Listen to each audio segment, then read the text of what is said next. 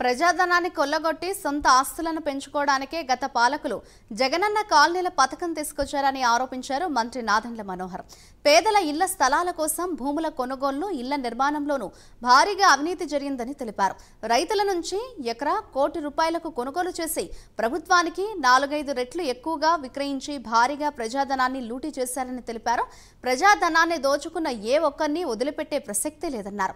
సమగ్ర విచారణ జరిపించి బాధ్యులను శిక్షిస్తామని హెచ్చరించారు.